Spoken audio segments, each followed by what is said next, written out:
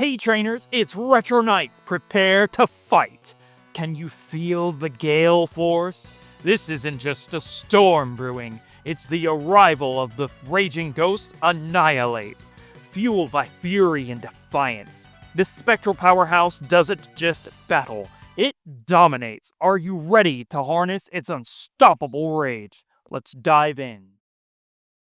Before we get started, if you're vibing with the music that we're taking in today's show, make sure to drop a comment down below and let me know what you think. Let's dive into this battle.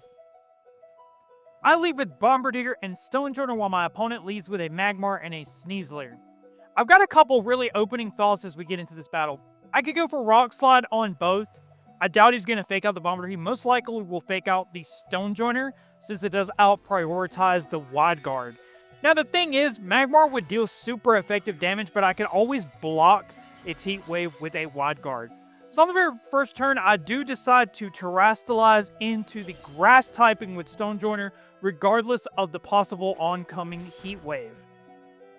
The reason for that is I actually want to go for Earthquake on the first turn, because Bombirdier doesn't get hit by it with his Flying typing, and then of course I could super effectively damage both Magmar and of course the Sneasler, which is super important. Because of that, follow me, my Bombirdier is now going to target into the Magmar instead of the Sneasler, which means I am going to reduce the special attack of the Magmar. However, that is going to end up mattering. This lets me pivot into Annihilape, and I'm setting up for the future plays. Annihilape is in, you feel that chilly air, and here he comes in all of his ghastly glory. So Stonjourner is going to flinch and cannot move and cannot really do absolutely anything. But that is okay because I needed to get Annihilape in here because Annihilape is one of my key strategies.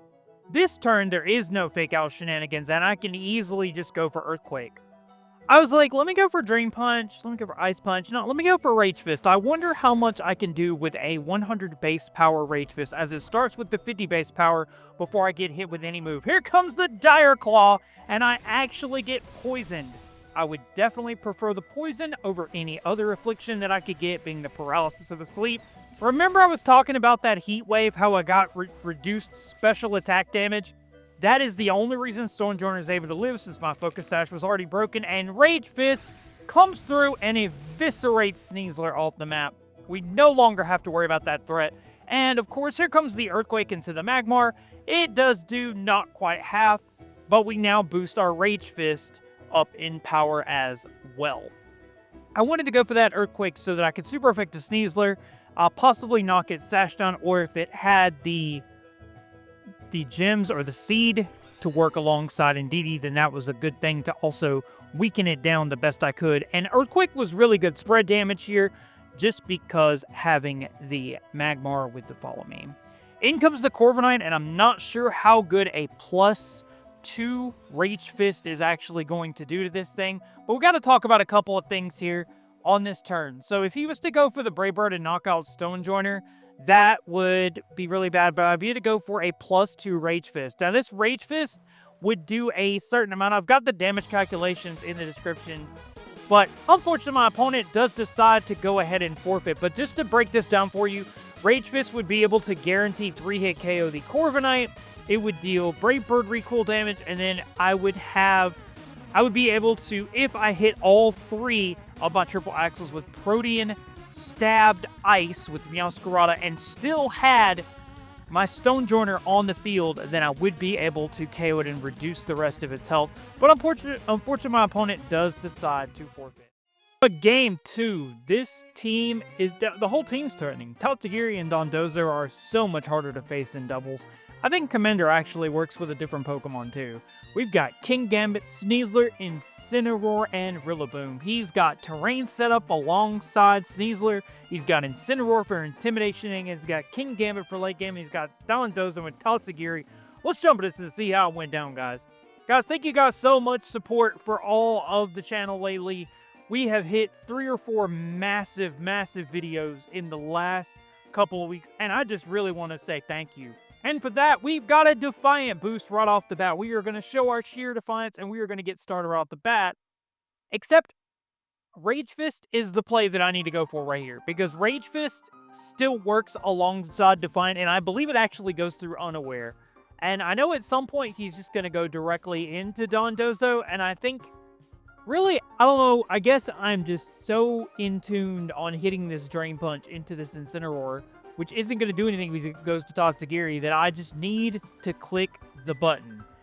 And, you know, sometimes when you're in a battle and you just can't click the button, and you click the button you shouldn't click, like, you know this thing's going to Terrestrial, and instead you swap out your +2 Defiant to go out to an Oranguru.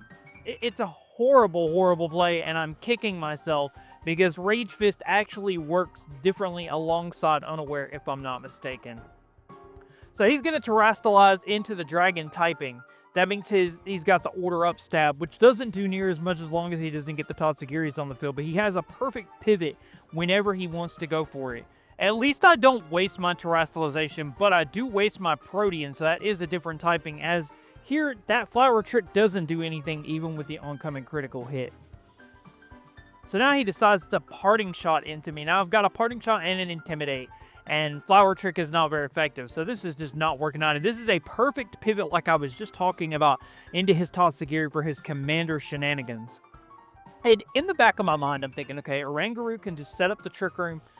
I mean, hopefully I can live a Order Up, but this is a +2 attack, Commander, Terrestrialized, stabbed, Order Up. I mean, that is some very, very serious power. It's like the Sushi go-round from Pokemon Stadium. By the way, I tried my best to pick some upbeat music to work for like a Sushi go-round delicatessen restaurant kind of setting. Speaking of a restaurant, my order is up, and this order knocks out Meowscarada almost in one hit. But it does raise the attack there, and then the leftovers kicks in. So it doesn't really matter if he's reducing stats in any kind of way. He's still increasing his attack with Order Up. And I guess I didn't realize Order Up works depending on what particular Tatsugiri is next to the Dondozo. I actually remember when Scarlet and Violet was like leaking on Twitter, and I thought there was a whole different Sushi monster. So I had the problems with the Sushi Titan, looking for the Titan in Scarlet and Violet, to find out that this big whale gargantuan looking thing was the Titan and also the Pokemon that we got. I go for Copycat thinking that this is going to work out really well. I go for Order Up. However, even though it's super effective, it does abysmal damage at +2 defense. I don't know why I thought that was going to do extra damage or do as much as I thought it would. Now, those attacks just keep getting set up here, and I go for Instruct into Copycat, which does not work since Copycat takes priority. I thought the Order Up stab would be much, much stronger, but I don't have those boosts from the Tatsugiri to get plus attack or plus special attack or anything else in the Order Up department. So now it's pretty much just, okay, let's go for Triple Axle. We do go for the Triple Axle. The second one does not much damage, and the third one doesn't do much either. After those couple of defense boosts through the Commander, like, he is just really, really hard to stop. And speaking of, now he serves up my Oranguru on a silver platter and knocks it out. Oranguru is now going to go down. Have I mentioned how much I hate facing Dondozo? And I actually have a way around it, but not in the way that you think. Oh, this is not that battle. Okay. I'm ahead of myself. So I didn't even bring Bombirdier. So now the rest of my Pokemon have to contend with this +2 Gargantuan. And even with Rage Fist, I'm pretty sure he can just one-shot me anyway. And I already know that I can't get through to him. These Play Roughs and Triple Axles are too little too late.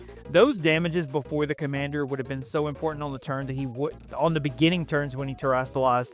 And just to show up his ultimate power, well, he doesn't knock out the Annihilape. He just decides to knock out the Meowscarada. And this is one of those times I wish I had Final Gambit, but I do not. And this thing is sitting at +3. I am praying for some Corey hacks for the freeze, and I don't get it. So now we are facing this +3 monstrosity, and we're not getting anywhere, and the Order Up is not a thing. I can't Wide Guard or defend against his Order Up shenanigans. Like I said, he's already got +3. I do have the Focus Sash, but that means I'll only be able to live one time. If I'm able to break through and then maybe get to his Toxagiri, he still has Incineroar and whatever other Pokemon in the back, probably another powerhouse, to finish off what is left of my served up team after these order ups. I decided to go for a Protect because I am going to go for as strong of a Rage Fist as I can possibly go for. However, he does not target into the Annihilape. He targets into my Stone Joiner with the Waterfall. Go for another Ice Punch. It does bring him low, but it does not freeze him. Ugh. I need some luck, Corey. I need it. Give it to me. Give me the Ice Punch luck. I need it right now. I'm just trying to take these hits the best I can, and I was like, all right, so let's Terrastalize into Grass, and let's weaken this thing with a Stabbed Rock Slide. Let's bring this thing to the point of destruction. However, there's something on this turn that I'm not considering. I'm considering that he's going to attack into Stone Joiner again. However, he has alternative plans, shall we say. I don't think he knew that I was going to go into the Grass typing. But even if he did, I would have to bring him down with Annihilape, because Ice Punch plus Rock Slide definitely brings him down. Oh, never mind. I go for the Protect on this turn, thinking that he might go for the Annihilape this time, and he does not. He goes Waterfall into Stone Joiner, which only does about half. I do not get flinched. But Rock Slide, okay, Rock Slide does hit the Dondozo, but it brings it to the brink of death, and I don't believe I can live an order up, and he will actually be able to live another Rock Slide. I guess you can say my entire team got served. I guess that's what I get for trying and giving up my +2 Defiant on turn 1. My sheer Defiance got me served. You know, the number of times I've said served in this battle is the number of KOs in this battle. How quaint. Rock Slide coming through. And more damage, and we still don't finish it off. Don't get a flinch. We didn't get a freeze. We get no hacks, no luck, no shenanigans. He took our order, and he absolutely, as you think I was going to say, served us up. Thank you guys for watching. I'll check you guys in the next video, stream, or short on any of the channels, but especially this one. Until next time, power on, power off. Y'all are incredible. Your support and everything has been more than phenomenal. Thank you so very much, and I'll see you soon.